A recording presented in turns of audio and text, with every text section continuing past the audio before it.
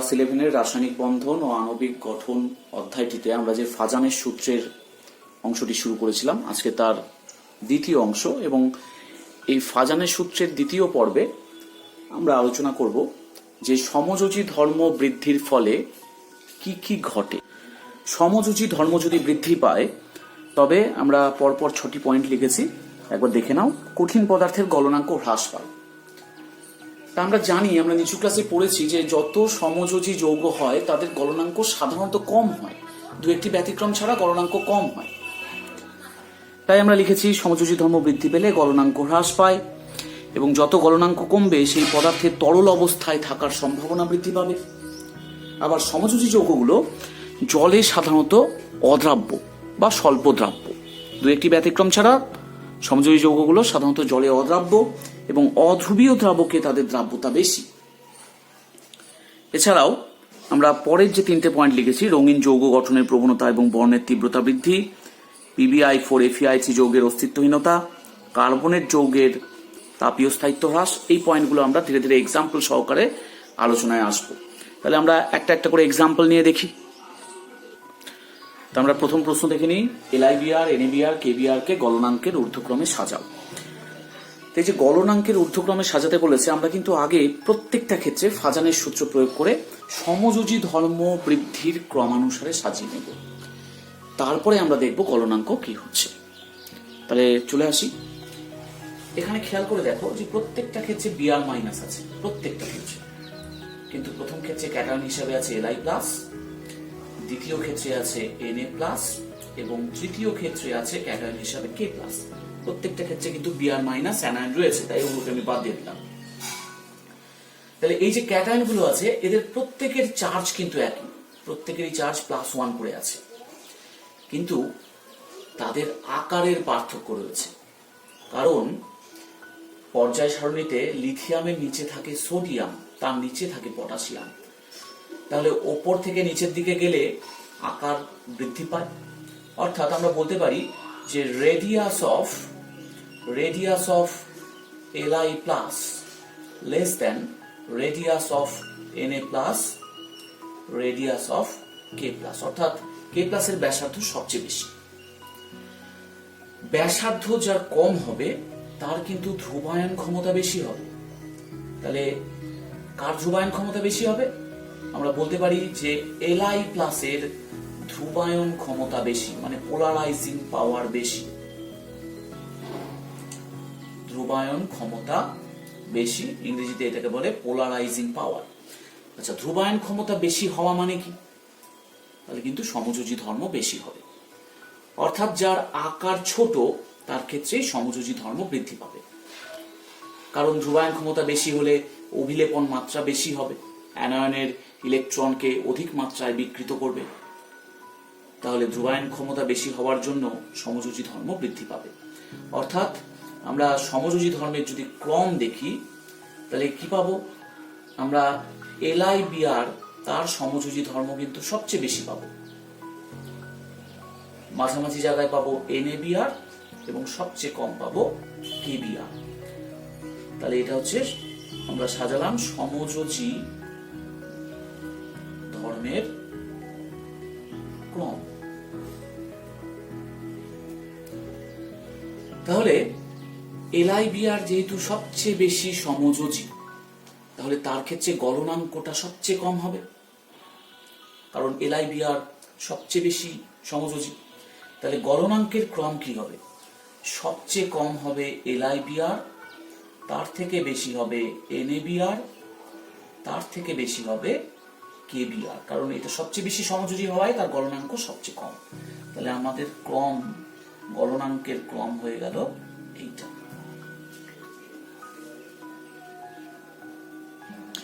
এবার আমাদের দ্বিতীয় প্রশ্ন, MgCl2, AlCl3 এবং NaCl কে গলনাঙ্কের ঊর্ধ্বক্রমে সাজাও। তাহলে এখানেও আমরা প্রথমে সমযোজী ধর্মের ক্রম দেখে নেব, তারপরে আমরা গলনাঙ্ক সাজাবো। আমরা জানি যে সমযোজী ধর্ম বৃদ্ধি পেলে গলনাঙ্ক হ্রাস পায়। তাহলে সমযোজী ধর্ম আমরা কি করে বের করব? আমরা দেখবো যে এখানে ক্যাটায়ন অ্যানায়ন হিসেবে কি আছে। প্রত্যেকটা ক্ষেত্রে দেখো Cl মাইনাস অ্যানায়ন রয়েছে, কিন্তু ক্যাটায়ন হিসাবে আলাদা আলাদা রয়েছে। একটা রয়েছে Mg2+, একটা রয়েছে Al3+, একটা রয়েছে Na+, কিন্তু সবগুলোতেই Cl- রয়েছে, তাই Cl- কে আমরা বাদ দিলাম। এবার আমরা দেখব যে কোন ক্যাটায়নটার চার্জ বেশি। এখানে দেখতে পাচ্ছ যে Al3+ তার কিন্তু চার্জ সবচেয়ে বেশি, অর্থাৎ যদি আমরা চার্জের ভিত্তিতে সাজাই তাহলে সবচেয়ে চার্জ বেশি কার হবে? Al3+, তার থেকে কম কে আছে? Mg2+, এবং তার থেকে কম কে আছে? Na+। তাহলে এটা হলো আমাদের চার্জের ঊর্ধ্বক্রমে সাজানো। এবার আমরা ব্যাসার্ধের ঊর্ধ্বক্রমে সাজানো। ব্যাসার্ধ সবচেয়ে বেশি কার হবে? এখানে দেখো, এখানে +3 চার্জ রয়েছে অ্যালুমিনিয়ামের ক্ষেত্রে, এবং পর্যায় সারণীতে অ্যালুমিনিয়াম সোডিয়াম বা ম্যাগনেসিয়ামের তুলনায় ডান দিকে রয়েছে, কারণ প্রথমে থাকে সোডিয়াম, তারপরে পর্যায় সারণীতে থাকে ম্যাগনেসিয়াম, তারপরে রয়েছে অ্যালুমিনিয়াম। আবার +3 চার্জ রয়েছে, মানে এটা আরো ছোট হয়ে গেছে, তাহলে ডান দিকে থাকার জন্য তো ছোট পর্যায় সারণীতে, আবার চার্জ বেশি হওয়ার জন্য কিন্তু ছোট। তাহলে সবচেয়ে ব্যাসার্ধ কম কার? সবচেয়ে ব্যাসার্ধ কম হচ্ছে Al3+ এর। তার থেকে বেশি কার?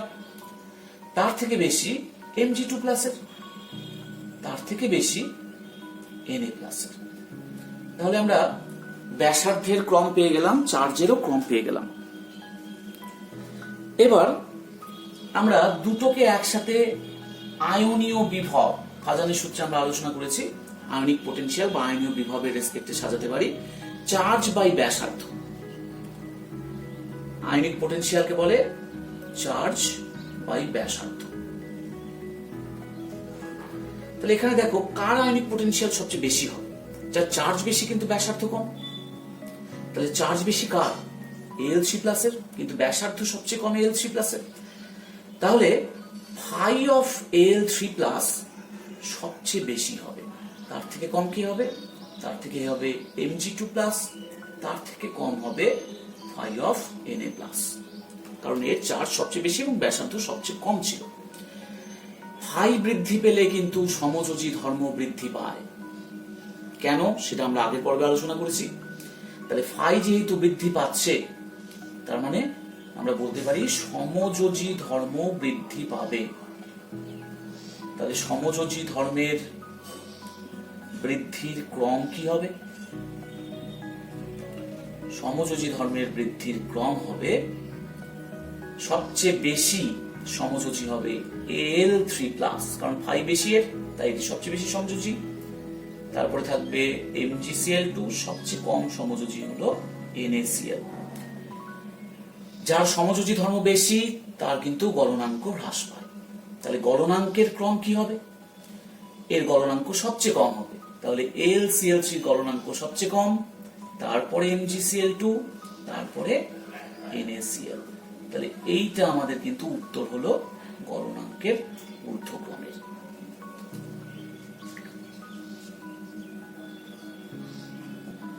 পরের প্রশ্নে আমরা চলে আসবো, সাধারণ উষ্ণতা SnCl2 কঠিন কিন্তু SnCl4 তরল, ব্যাখ্যা করো। তা আমরা জানি সমযোজী ধর্ম বৃদ্ধি পেলে তরল অবস্থায় থাকার সম্ভাবনা বৃদ্ধি। তাহলে আমরা আগে সমযোজী ধর্ম বৃদ্ধির ক্রম দেখব, তারপরে আমরা সেটা ব্যাখ্যা করব যে কোনটি কঠিন কোনটি তরল। তো দেখে নাও, এখানে SnCl2 তে কিন্তু Sn2+ রয়েছে, কারণ SnCl2 Sn2+ + 2Cl-, তাহলে Sn2+ রয়েছে। আর SnCl4 এ রয়েছে Sn4+, কারণ Sn4+ + 4Cl- হবে। তাহলে Cl- গুলো আমরা বাদ দিলাম, যেহেতু একই রকমের অ্যানায়ন রয়েছে, আমরা শুধু ক্যাটায়ন গুলোকে দেখব। এর মধ্যে কোনটির চার্জ বেশি? আমরা বলতে পারি যে এটির চার্জ বেশি, এটির চার্জ বেশি, আধান বেশি। তাহলে চার্জ বেশি, এবং কোনটির আকার কম? আকার কম, দুটি একই মৌল কিন্তু এর যেহেতু চার্জ বেশি, এরই কিন্তু আকার কম হবে, আকার কম, অর্থাৎ এর ব্যাসার্ধ কম। তাহলে চার্জ বেশি, ব্যাসার্ধ কম, তাহলে আমরা বলতে পারি না যে এর আয়নিক পোটেনশিয়াল ফাই বেশি। তাহলে ফাই বেশি, তাহলে আমরা এইভাবে লিখতে পারি phi of Sn4+ greater than phi of Sn2+।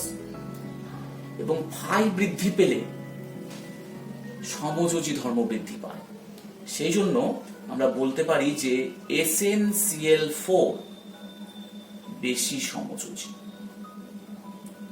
SnCl2 অপেক্ষা SnCl4 অধিক সমযোজী, এবং যখনই সমযোজী ধর্ম বৃদ্ধি পাবে তখন তার তরল অবস্থায় থাকার সম্ভাবনা বৃদ্ধি পাবে। তার মানে এটি সাধারণ তাপমাত্রায় তরল, আর SnCl2 সাধারণ তাপমাত্রায় কঠিন, কারণ সেটি কম সমযোজী। তাহলে আমরা এটাও ব্যাখ্যা করে ফেললাম। এবার আমরা আরেকটি প্রশ্ন দেখে নিব যে AgCl আর AgI, সিলভার ক্লোরাইড এবং সিলভার আয়োডাইড, এর মধ্যে কোনটি জলে অধিক দ্রাব্য? তাহলে আমরা দেখে নিই যে এখানে দেখো Ag+Cl-, এখানে কি আছে Ag+I-, দুটো ক্ষেত্রে Ag+, আমরা ক্যাটায়ন নিয়ে এখানে চিন্তা করছি না, আমরা অ্যানায়ন নিয়ে চিন্তা করছি, Cl- এবং I-, কারণ দুটো ক্ষেত্রে ক্যাটায়ন যেহেতু একই, আমরা ক্যাটায়ন নিয়ে ভাববো না। তাহলে দুটোরই চার্জ সমান, দুটোই -1 করে। তাহলে কোনটির ব্যাসার্ধ বেশি? আমরা জানি যে পর্যায় সারণীতে প্রথমে উপরের দিকে ফ্লুরিন থাকে, তারপরে ক্লোরিন থাকে, তারপরে ব্রোমিন থাকে, তারপরে আয়োডিন থাকে, অর্থাৎ ক্লোরিনের নিচে আছে আয়োডিন, এবং উপর থেকে নিচে গেলে ব্যাসার্ধ বৃদ্ধি পায়। তাহলে Cl- এবং I- এর মধ্যে কোনটির ব্যাসার্ধ বেশি? I- এর ব্যাসার্ধ বেশি। I- এরই ব্যাসার্ধ বেশি হবে, কারণ সেটি নিচের দিকে আছে I। তাহলে ব্যাসার্ধ বেশি হলে আমরা জানি যে সমযোজী ধর্ম বাড়ে। কেন বাড়ে তার কারণটা তোমরা প্রথম পর্বে দেখে নিবে। তাহলে ব্যাসার্ধ যদি বৃদ্ধি পায় তবে কিন্তু সমযোজী ধর্ম বাড়ে, অর্থাৎ AgI অধিক সমযোজী, AgI অধিক সমযোজী। তাহলে AgI যেহেতু অধিক সমযোজী, তাহলে সমযোজী ধর্ম বাড়লে পরে কি হয়? ধ্রুবীয় দ্রাবক জলে দ্রাব্যতা হ্রাস পায়। তাহলে এটি জলে কম দ্রাব্য, তাহলে জলে কম দ্রাব্য। তাহলে আরেকটি যেটি থাকলো AgCl, সেটি জলে অপেক্ষাকৃত বেশি দ্রাব্য, অর্থাৎ AgI অপেক্ষা বেশি দ্রাব্য।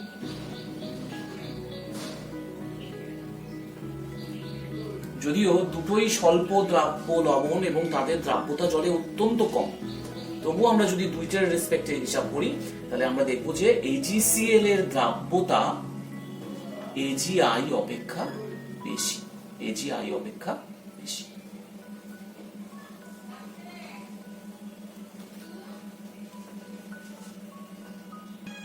এবার আমরা পরের প্রশ্ন দেখে নিব, KCl ও KI এর মধ্যে কোনটি অ্যালকোহলে অধিক দ্রাব্য?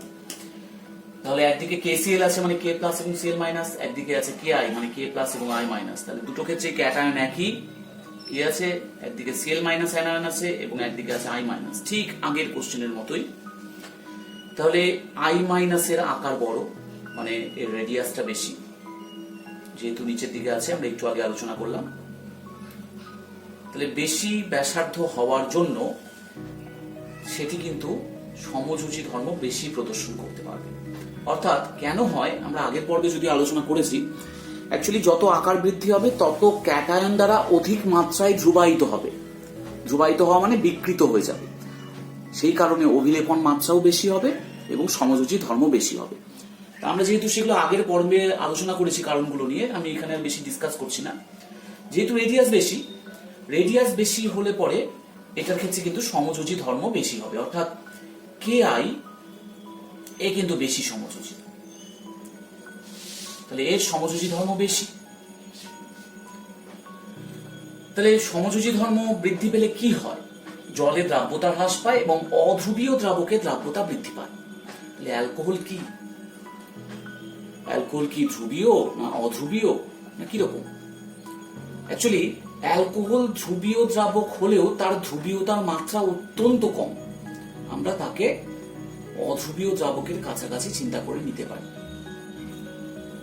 তাহলে যদি আমরা অ্যালকোহলকে প্রায় অধ্রুবীয় দ্রাবক ধরে নিই, তাহলে KI বেশি সমযোজী, তার মানে সে কিন্তু অধ্রুবীয় দ্রাবক, প্রায় অধ্রুবীয় দ্রাবক অ্যালকোহলে অধিক দ্রাব্য হবে।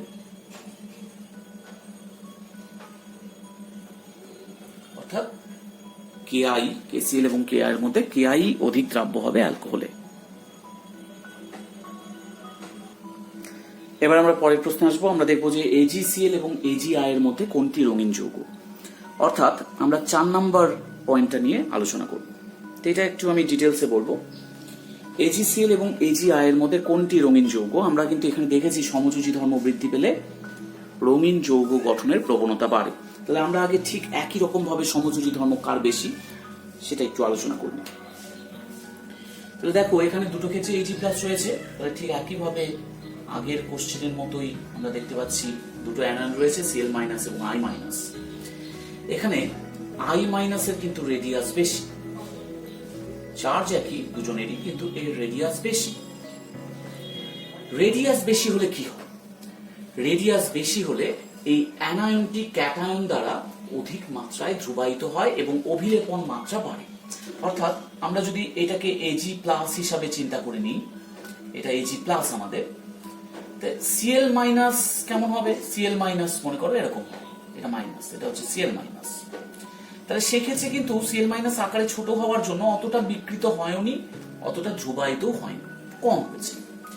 কিন্তু এই এজি প্লাসের সাথে কাছে যদি আই মাইনাস আছে, তার তো আকার বড়, আই মাইনাসের আকার বড়, বড় হওয়ার জন্য কিন্তু সে বেশি মাত্রায় ধ্রুবায়িত হয়ে তার অভিলেপন ঘটবে।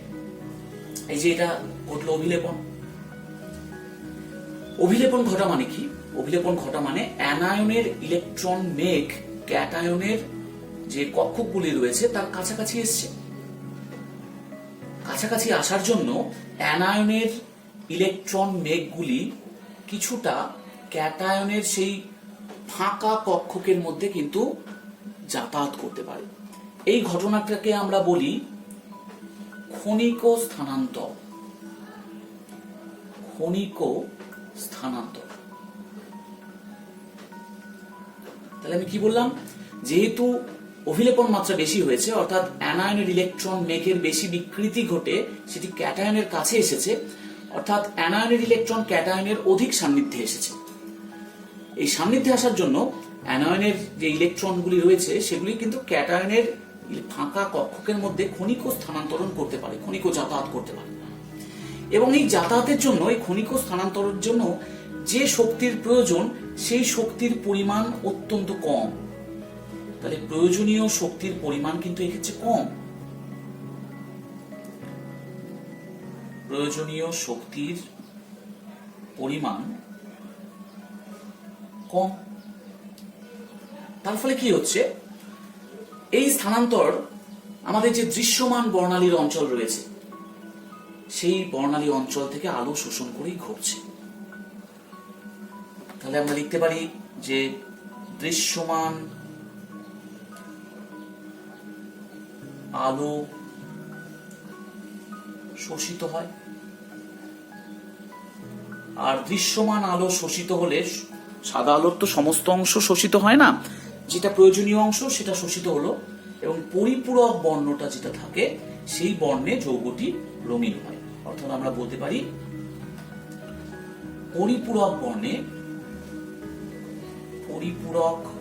বর্ণে যৌগটি রঙিন হয়। যে বর্ণটি পড়ে থাকে সেই বর্ণটিকে আমরা দেখি এবং তার কারণেই যৌগটিকে রঙিন দেখায়। মনে করো গাছের পাতা দিনের বেলায় সবুজ দেখায় কেন? কারণ সূর্যের যে সাদা আলো, সেই আলোর থেকে সে কিন্তু সবুজ বাদে অন্য রঙকে শোষণ করে নেয়, সবুজ রঙটা পড়ে থাকে। তাহলে সবুজটা এখানে পরিপূরক বর্ণ, সেই জন্য গাছের পাতা সবুজ দেখায়। তা ঠিক এই কারণে এখানটায়ও কিন্তু কালার হচ্ছে। কিন্তু এজিসিএল এর ক্ষেত্রে কি হচ্ছিল? তাদের ক্ষেত্রে যেহেতু সিএল মাইনাসের আকার কম, সেই জন্য ধ্রুবায়িত হওয়ার প্রবণতা সিএল মাইনাসের কম, তার ফলে তাদের অভিলেপন মাত্রা অত্যন্ত কম। অর্থাৎ আমরা বলতে পারি সিএল মাইনাসের ইলেকট্রন মেঘ ক্যাটায়নের খুব বেশি সান্নিধ্যে আসেনি। তাই এক্ষেত্রে এই যে ক্ষণিক স্থানান্তরণ ঘটে না, বা ঘটলেও দৃশ্যমান বর্ণালী শোষণ করে ঘটতে পারে না। আমাদের যে দৃশ্যমান আলো, সেই আলো শোষণ করে ঘটে না। তার ফলে সে যেহেতু কোনো দৃশ্যমান আলো শোষণ করে না, আমরা যৌগটিকে কি দেখবো? বর্ণহীন দেখবো বা সাদা দেখবো। অর্থাৎ আমরা পেয়ে গেলাম যে এখানে AgCl কি হবে, আমরা বলতে পারি AgCl হবে বর্ণহীন বা সাদা, আর AgI কি হবে, AgI হবে এখানটায় রঙিন। তাই আমি বলে দিই যে AgI এর কালার কি হয়, অ্যাকচুয়ালি AgI এর কালার হয় হলুদ। তোমাদের অত মনে রাখতে হবে না কোনটি কি কালার, তোমরা শুধু দেখে নাও যে কোনটি রঙিন হবে, সেটুকু বলতে পারলেই হবে। এখানে AgI এর কালার কিন্তু হলুদ হয়। ঠিক একই রকমের কোশ্চেন আরেকটি হতে পারে, যেমন আমি বলতে পারি যে PbCl2 আর এখানে দিলাম আমি PbI2। বললাম যে এই PbCl2 আর PbI2 এর মধ্যে কোনটি রঙিন যৌগ, তাহলে ঠিক একই কারণ আসবে এবং এটির রং হলুদই হবে, এটি বর্ণহীন বা সাদা হবে। তাহলে আমরা ঠিক একই রকমের আরেকটি কোশ্চেনও দেখে নিলাম, তোমরা একইভাবে ব্যাখ্যা করতে পারবে। এরকম আরো একটি কোশ্চেন হতে পারে, আমরা এখানটায় লিখতে পারি HgCl2 মার্কিউরিক ক্লোরাইড HgCl2 এবং এটা লিখবো HgI2। HgCl2 আর HgI2 এর মধ্যে কিন্তু HgI2 রঙিন হবে, কিন্তু সেক্ষেত্রে রংটা হলুদ হবে না, হলুদ না হয়ে রংটা হবে লাল। যাই হোক, তোমাদের কি কালার আছে সেটা মনে রাখতে হবে না, তোমরা শুধু ব্যাখ্যা করতে পারলেই হবে যে কোনটি রঙিন হবে, তারই হবে। এবার আমরা পরের প্রশ্নে চলে আসি। PbCl4 স্থিতিশীল যৌগ, কিন্তু PbI4 এর অস্তিত্ব নেই, ব্যাখ্যা করো। তাহলে এখানে আমরা 5 নম্বর পয়েন্টে দেখেছিলাম যে PbI4 FeIC যৌগের অস্তিত্বহীনতা আমি লিখেছি, কিন্তু আমি ব্যাখ্যা করিনি। এখন সমযোজী ধর্ম বৃদ্ধি পেলে এই যৌগগুলো অস্তিত্বহীন হয়ে পড়ে। তাহলে আমি আগে PbI4 দেখে নিই যে PbI4 এর ক্ষেত্রে Pb4 প্লাস 4 চার্জ ক্যাটায়ন এবং I মাইনাস রয়েছে কিন্তু চারটি I মাইনাস রয়েছে। আমি এভাবে লিখলাম, I মাইনাসের আকার বেশি। I মাইনাসের আকার বেশি হওয়ার জন্য সেই I মাইনাসের ধ্রুবায়িত হওয়ার প্রবণতা কিন্তু অত্যন্ত বেশি। I মাইনাস ভীষণভাবে Pb4 প্লাস দ্বারা ধ্রুবায়িত হয়, অর্থাৎ I মাইনাসের বিকৃতি বেশি হয়। তাহলে প্রতিটা I মাইনাস বিকৃত হচ্ছে এবং এই বিকৃতির পরিমাণ এতটাই হ্যাভক হয় যে I মাইনাস থেকে একটি ইলেকট্রনকে বিচ্ছিন্ন করে ফেলে Pb4 প্লাস। অর্থাৎ এই যে Pb4 প্লাস তার তো আকার ছোট এবং চার্জ অত্যন্ত বেশি।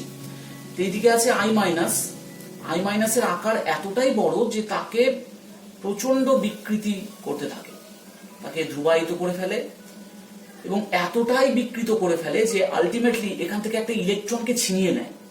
তাহলে এখান থেকে একটা ইলেকট্রন Pb4 প্লাস এর মধ্যে চলে আসে। তাহলে এরকম দুটি I মাইনাস থেকে দুটি ইলেকট্রন Pb4 প্লাস ছিনিয়ে নেয়।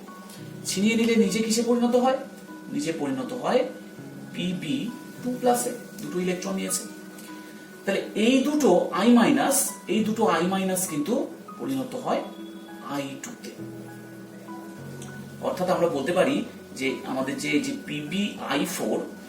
PbI4টা অতিরিক্ত ধ্রুবায়িত হওয়ার জন্য, I মাইনাস অতিরিক্ত ধ্রুবায়িত হওয়ার জন্য সে কিন্তু Pb2 প্লাস 2I মাইনাস এবং I2 তে ভেঙে যাচ্ছে। দুটো I মাইনাস থেকে দুটো ইলেকট্রন নিয়েছে, দুয়ের বেশি নিতে পারে না, কারণ দুটো নেওয়ার ফলে সেটি Pb+2 হয়ে গেছে, তার চার্জ কমে গেছে। এবার কিন্তু তার আর অতটা ধ্রুবায়ন ক্ষমতা নেই, তাই একদম অবশিষ্ট যে দুটো I মাইনাস আছে তাদের থেকে ইলেকট্রনকে সে ছিনিয়ে নিতে পারছে না। তাহলে Pb+2 এবং 2I মাইনাস, অর্থাৎ একসাথে আমরা লিখতে পারি PbI2 প্লাস I2। তার মানে PbI4 তৈরি করতে গেলেও আমরা PbI4 তৈরি করতে পারবো না, সেটা ভেঙে গিয়ে PbI2 এবং I2 তে পরিণত হবে। যেহেতু I মাইনাসের আকার অত্যন্ত বেশি, তাই ধ্রুবায়িত হওয়ার প্রবণতা অত্যন্ত বেশি, সে কারণেই ঘটনা ঘটছে। কিন্তু PbCl4 স্থিতিশীল কেন? PbCl4 স্থিতিশীল তার কারণ Cl মাইনাসের আকার অত্যন্ত কম, I মাইনাসের তুলনায় অনেকটাই কম, এবং কম হওয়ার জন্য তার বিকৃতি কিন্তু I মাইনাসের তুলনায় অনেকটা কম। অতএব তার থেকে ওইভাবে ইলেকট্রনকে সে বের করে নিতে পারছে না। Pb4 plus Cl minus ion থেকে ইলেকট্রনকে ছিনিয়ে নিতে পারছে না, তাই PbCl4 একটি স্থিতিশীল যৌগ।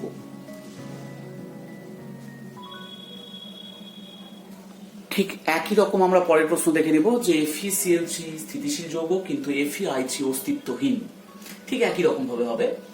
তা আমরা আগে FeI3 দেখে নিই। এখানে Fe3+ রয়েছে এবং 3টে I- রয়েছে, 3টে I- রয়েছে।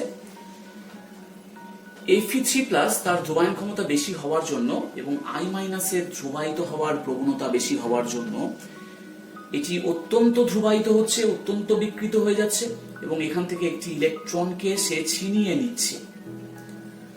তাহলে একটি ইলেকট্রন যদি Fe+ ছিনিয়ে নেয়, নিচে কিসে পরিণত হচ্ছে? নিচে পরিণত হচ্ছে Fe2+ এবং এই যে I- ইলেকট্রন ত্যাগ করে পরিণত হচ্ছে হাফ I2 এই অবস্থা।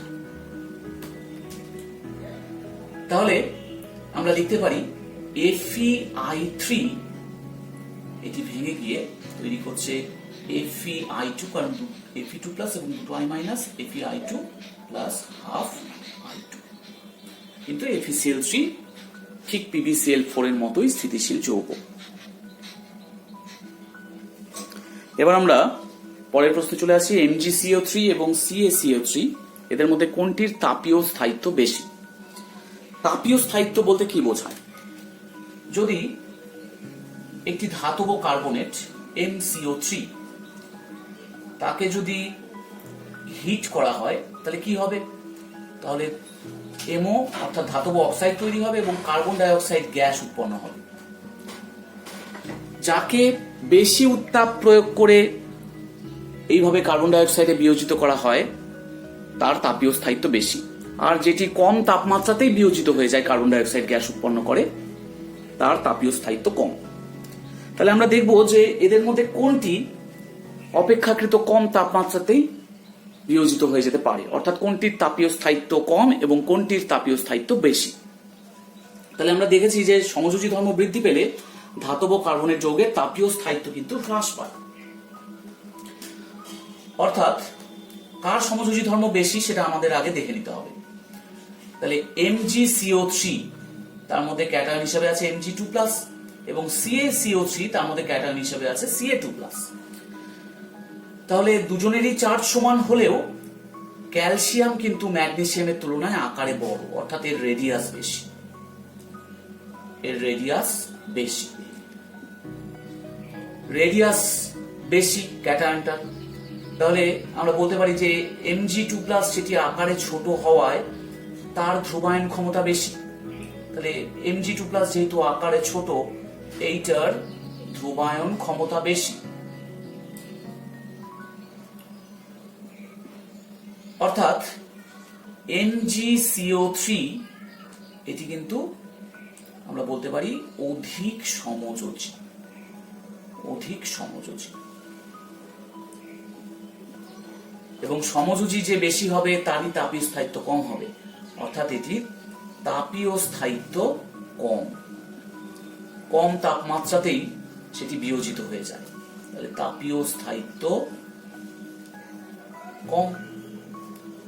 আর CaCO3 এর মধ্যে CaCO3 কিন্তু অপেক্ষাকৃত কম সমযোজী, তার মানে এটির তাপীয় স্থায়িত্ব বেশি। তাহলে আমাদের অ্যান্সার হবে ক্যালসিয়াম কার্বনেট।